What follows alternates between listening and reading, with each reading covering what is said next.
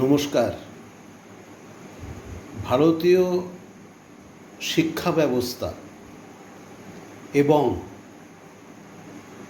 তার পরবর্তী পর্যায়ে কর্মসংস্থান এই বিষয়ে আমি দু একটি কথা বলতে চাই। এটা একান্ত আমার নিজস্ব ভাবনা।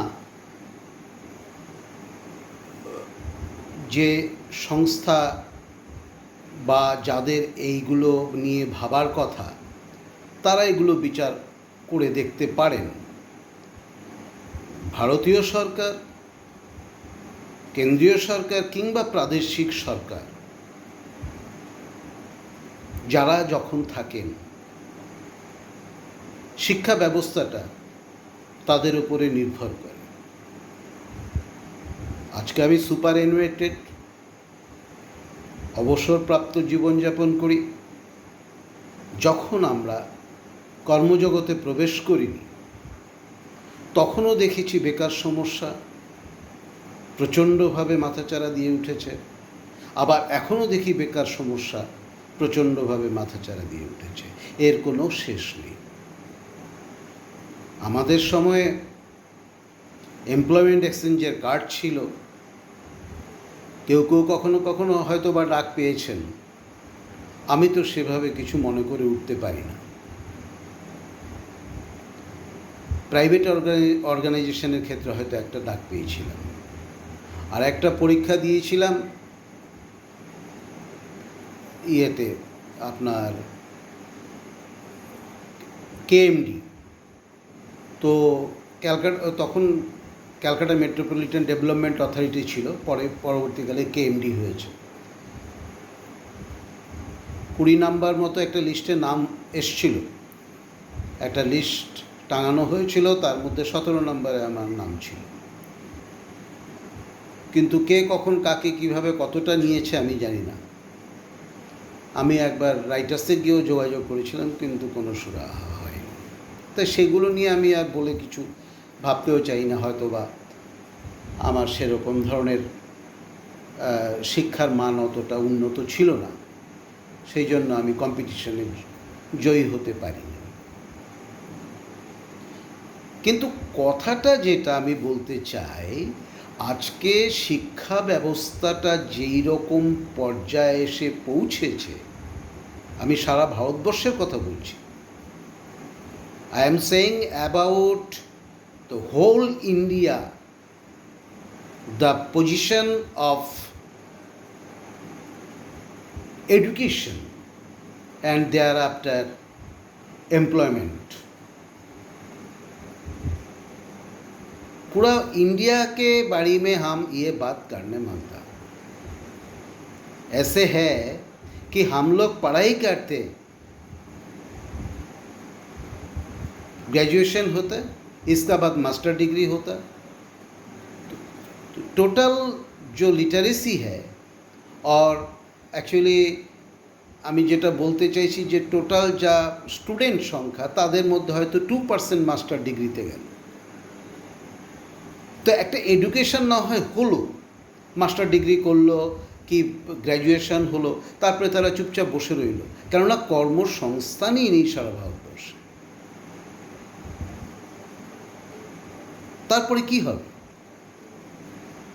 শিক্ষান্তে তো চাকরি নেই, কেউ কেউ হয়তো বলেন, কিন্তু সবাই চিৎকার চেঁচামেচি করলেন চাকরিটা আসবে কোত্থেকে? সবাই সরকারি চাকরি চাইছে, একটা নির্ভরযোগ্যতা চাইছে, কিন্তু সেটা হওয়াটা সম্ভব নয়। আবার বেসরকারি ক্ষেত্রেও তার লিমিটেশনস আছে। আবার এদিকে শিক্ষা ধীরে ধীরে প্রতি বছরই বাড়ছে, তারপরে বেকার সমস্যাগুলো বাড়ছে। তাহলে এই ধরনের শিক্ষা ব্যবস্থায় আমরা কতটা উপকৃত হব? একটা ছেলে বা মেয়ে গ্র্যাজুয়েট হলো, তার কাছে কোনো চাকরি নেই, তাহলে আপনি বলবেন যে আরও উচ্চ শিক্ষা করলে চাকরি হতে পারে, তারও কোনো গ্যারান্টি নেই। আপনি রিজার্ভেশন কোটা রাখছেন। আমি যখন জন্মেছিলাম তখনও রিজার্ভেশন কোটা ছিল, আমরা যখন কর্মজীবনে ঢুকিনি তখনও রিজার্ভেশন ছিল, এখনও রিজার্ভেশন আছে, সেই নিয়ে অনেক বিতর্কও আছে। আপনি রিজার্ভেশন দিচ্ছেন পড়াশোনার জন্য দিন, তার খাওয়ার জন্য দিন, বাড়ি বানিয়ে দিন, কিন্তু আপনি তাকে কর্মসংস্থান দিচ্ছেন কি? সে তার রিজার্ভেশন কোঠার জন্য পরপর লাফ দিয়ে যাদের যোগ্যতা আছে তাকে ছাড়িয়ে সে উঠে গিয়ে বসে গেল আপনার লিডার হিসাবে। এ তো সোজা কথা। একটা রিজার্ভেশন কোঠা নিয়ে কেউ যদি ইঞ্জিনিয়ার হয়, এ তো ব্রিজ ভেঙে পড়বে, কারণ সে তো প্রপার শিক্ষাটা, সেই প্রপার কোয়ালিফিকেশান, প্রপার কম্পিটিশান দিয়ে সে আসেনি। যদি সে ডাক্তার হয় তাহলে তো রুগী মরে যাবে ধপাধপ। এর পরবর্তীকালে একটা কী জিনিস আসবে জানেন? আজকে যারা আপনারা এই ধরনের চিন্তা ভাবনার প্রণেতা, তাদের সন্তানাদি মারা যাবে ওই ধরনের ডাক্তার ইঞ্জিনিয়ারদের হাতে। আপনি অন্যান্য জায়গায় দিন না, তাকে পড়াশোনার জন্য অ্যাডভান্টেজ দিন, যাতে সে বিনে পয়সায় ঘরে খেয়ে পড়ে পরীক্ষা দিতে যাবে। পড়াশোনাটা করতে হবে, তাকে কম্পিটিশানে যেতে হবে, তার জন্য যা যা দেওয়ার দিন। তা না করে আপনি তাকে তুলে দিচ্ছেন। এখন কথাটা হচ্ছে, আপনি যদি 100%ও রিজার্ভেশন থাকেন, আই ডোন্ট বদার এই কারণে যে চাকরি নেই আপনার কাছে। আপনি রিজার্ভেশন শুধু এরকম মোয়া দেখিয়ে লাভ কী আছে? সবাই আনন্দে আর আটখারা যে আমার 67% আমার রিজার্ভেশন রয়েছে, আমি পেয়ে যাব। চাকরিটাই নেই তো অন্য কোনো ভাবনা ভাবা যায় কি না দেখুন। টোটাল ভারতবর্ষের ইকোনমিকে যদি ভবিষ্যতে সারা পৃথিবীর সাথে কম্পিটিশানে যেতে হয়, আপনি যদি কম্পিটিশানে না যেতে পারেন, আপনার তো অস্তিত্ব বিপন্ন হবেই। তখন অন্যান্য দেশগুলো যেরকম পুকুরের বড় মাছ ছোটো মাছকে গিলে খায়, সেভাবে খাবে। আজকে আমেরিকা একদিকে টানবে আপনাকে, চায়না একদিকে টানবে, রাশিয়া একদিকে টানবে, আবার আপনি আপনার ছোট যারা রয়েছে তাদেরকে একটু টানার চেষ্টা করবেন আপনার দিকে। এ তো মাতসুনায়ের মতো হবে। আপনার ইকোনমি যদি স্ট্রেংথ না হয়, আমার ভাবতেও অবাক লাগে যে আমার ভারতবর্ষে যেখানে মানুষ না খেতে পেয়ে মারা যায়, এ তো রেকর্ডেড। দুবেলা দুপুটো সবার মধ্যে অন্ন জোটে না। আমার জন্মের পরেও শুনেছি, এখনও শুনছি। অন্ন বস্ত্র বাসস্থান নেই, রুটি কাপড়া our Makaan, there is insufficient.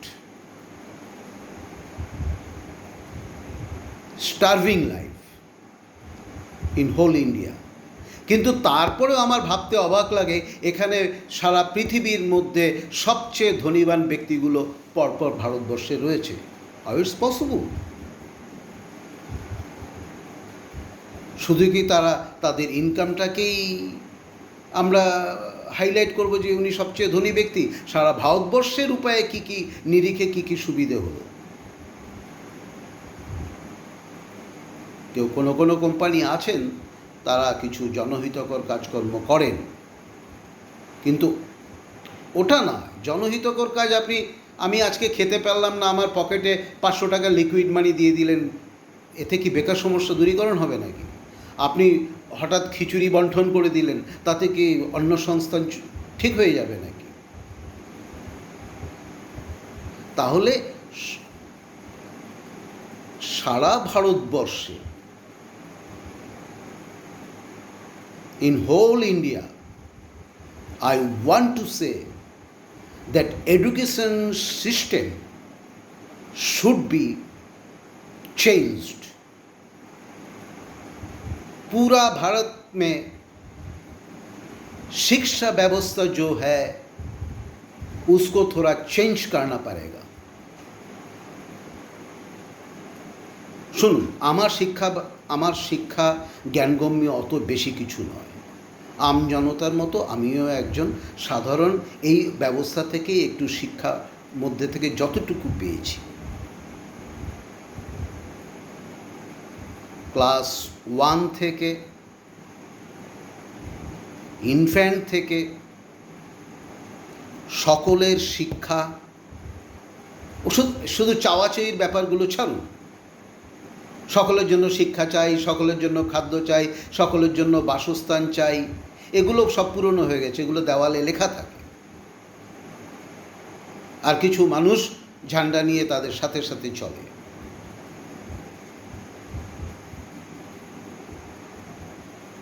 একটা শ্রেণী ওই চাওয়া পাওয়াগুলো তাদের সহযোগিতা নিয়ে কিছু নেতা তৈরি হয়, তারপরে তাদের অবস্থা আমরা জানি। কেউ কেউ কিছু কিছু অর্থনৈতিক ব্যবস্থার কথা বলেন, কেউ ধনতন্ত্রের কথা বলেন, কেউ সমাজতন্ত্রের কথা বলেন। সুবিধে অসুবিধে সব কিছুই আছে, সব কিছু। আমি যেটা ভাবি সেটা আপনাকে আমি জোর করে ভাবিয়ে দিতে পারি না। আপনি যেটা ভাবেন সেটা আপনি আমাকে জোর করে ভাবিয়ে দিতে পারেন না। তার মধ্য থেকে যেটা গ্রহণযোগ্য সেই জিনিসটাকেই আমরা নিতে পারি। কনভিন্স করতে হবে। আমি বলি কি, এই চিরাচরিত প্রথার যে শিক্ষা, ইনফ্যান্ট থেকে 1, 2, 3, 4, 5, 6 যে আসবেন সে তাদের মতো করে একটা রিশাফলিং করবেন, তারপরে বেকার হলো, কেউ বেকার ভাতা দেবেন, কেউ পকেটে একটা কিছু টাকা দিয়ে দেবেন। বেকাররা যেই সীমিতে সেই তিমিরেই থাকবে, দেশের অর্থনৈতিক অবস্থা জীবনে উন্নত হবে না। কে করবে উন্নত? টাটা, বিড়লা, সিংহানিয়া, বাজরিয়ারা, রিলায়েন্সরা তাদের পয়সা তারা রোজগার করবে, সারা পৃথিবীতে দেখাবে যে আমাদের কতটা আমরা বড়লোক হলাম, কিন্তু আমজনতার তো কিছু হলো না। তাহলে শিক্ষা ব্যবস্থায় কি কিছু পরিবর্তন আনা সম্ভব, যাতে করে তাৎক্ষণিক সুফল পাবেন না হয়তো বা আগামী 50 বছরের নিরিখে, 20 বছরের নিরিখে আপনাকে রিস্ক নিতে হবে। এই রিস্কটা কে নেবে? বেড়ালের গলায় ঘন্টা বাঁধবে কে? Will bell the cat. যারা বড় বড় রাজনৈতিক দল আছেন, একটু বেশি বড়, তারা একটা জায়গায় আসুন, একটা কমন ইন্টারেস্টে। আমি প্রাদেশিক দলগুলোর কথা বলছি না, একটা কমন ইন্টারেস্টে এসে শুধু রাজ্যপাট চালালে হবে না। কার জন্য চালাচ্ছেন? যদি দেশের জনগণের না উন্নতি হয়, কি ভালো থাকবেন রাজ্য রাজনীতি করে? কতটা ভালো থাকবেন? তারপরে তো নানা রকমের সমস্যা দেখা দেয়।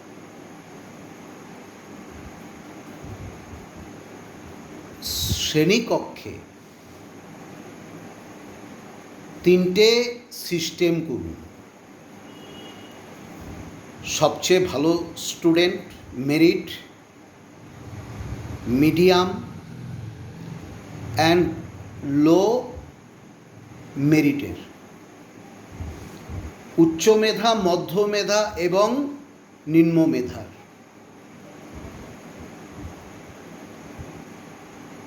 পরীক্ষাগুলোকে নিন, first terminal, second terminal, third terminal.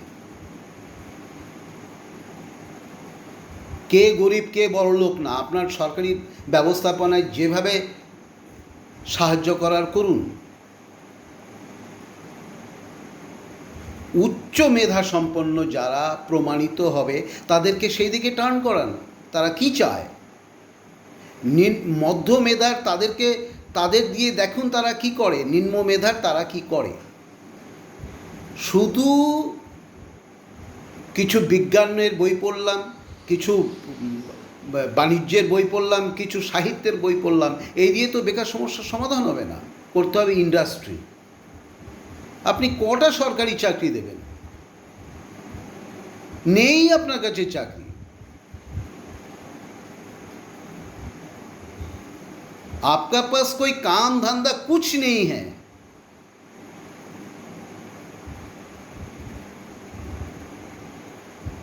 तो कहां पर आप लोग को लगाएंगे काम में? तो एजुकेशन को थोड़ा चेंज करिए।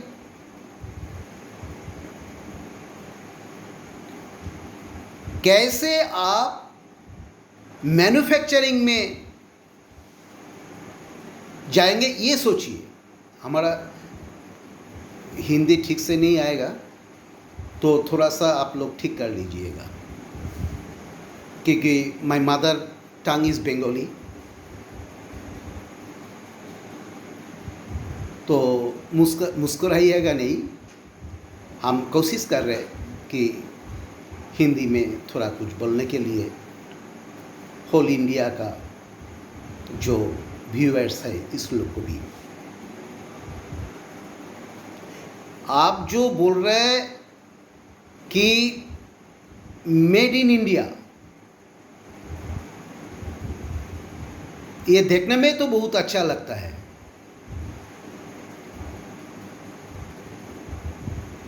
जो मेक इंडियन मेड, पूरा सब कुछ इंडियन मेड करना चाहिए, पिन टू एलिफेंट।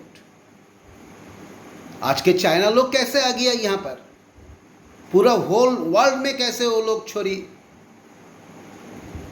घुमा रहे आपका माथा का ऊपर।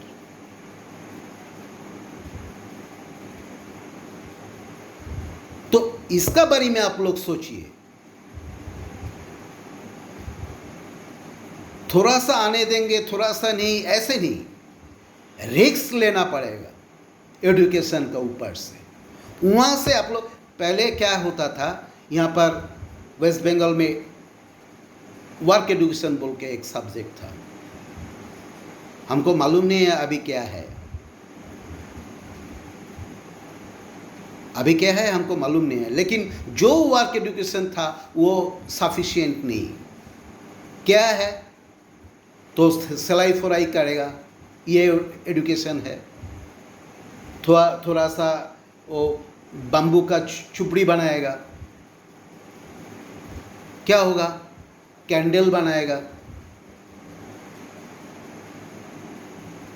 वो जो बैठने का कुर्सी थोड़ा सा पार्ट जूट से होता है, उसमें सिलाई फुराई का काम चलेगा। ऐसे नहीं चलेगा। What is this education? Manufacturing चाहिए टोटल मशीनरी का ऊपर। जिसका पास शिक्षा नहीं है वो भी बहुत अच्छा तरीके से काम करता है। आपका घर में जो लोग काम करने के लिए आता है, बहुत सारे आदमी, क्या इलेक्ट्रिक है, क्या पानी का काम है, पाइपलाइन का काम है, वो लोग तो पढ़ाई नहीं जानते हैं बहुत कुछ आदमी, लेकिन बहुत सारे काम कर लेते हैं। तो ऐसे करिए शिक्षा व्यवस्था में, वो लोग इंटरेस्ट में पढ़ाई करेगा कि वो लोग उस लाइन में जाएगा, मैन्युफैक्चरिंग करेगा। और वो मैन्युफैक्चरिंग करने के लिए आप लोग जितना पैसा डाल सकिए वो लोग को डालिए। और बड़ा बड़ा जो इंडस्ट्रियलिस्ट है वो लोग को कंपल्सन में ले आइए, जो इतना रुपया आपको देना पड़ेगा, आपको इतना इंटरेस्ट में, इनकम में।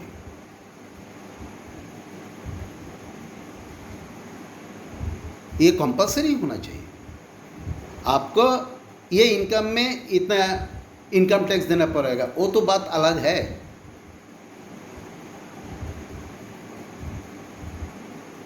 तो अगर देश गढ़ना है, যদি দেশকে তৈরি করতে হয়, if you want to build your country,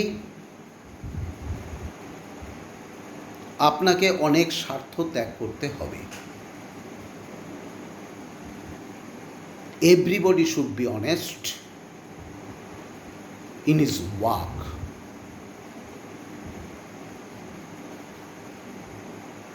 Who will look after that? ये देखने के लिए आप लोग ऊपर से देखिएगा, जो लोग है, जिसका जो काम है। आज लोअर डिवीजन में, नीचू तला में जो बुराई देख रहे हैं आप लोग, पैसा नहीं देने से काम नहीं करता है, घूस लेता है, तो ऊपर से होके आया। अगर ऊपर में ठीक रहता तो ये लोग नहीं करता।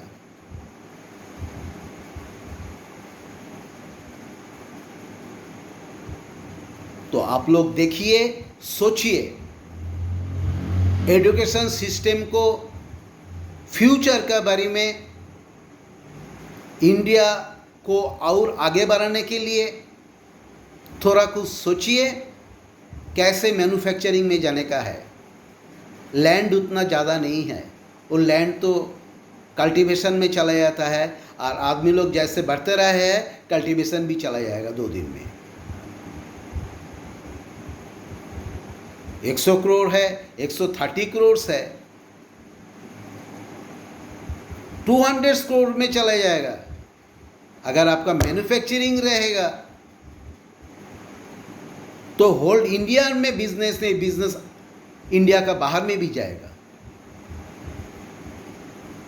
देखिए, आपको सोचना है। ओके, नमस्ते, नमस्कार, সকলে ভালো থাকবেন। ক্রিটিসাইজ করুন, গঠনমূলক সমালোচনা করুন। ধন্যবাদ।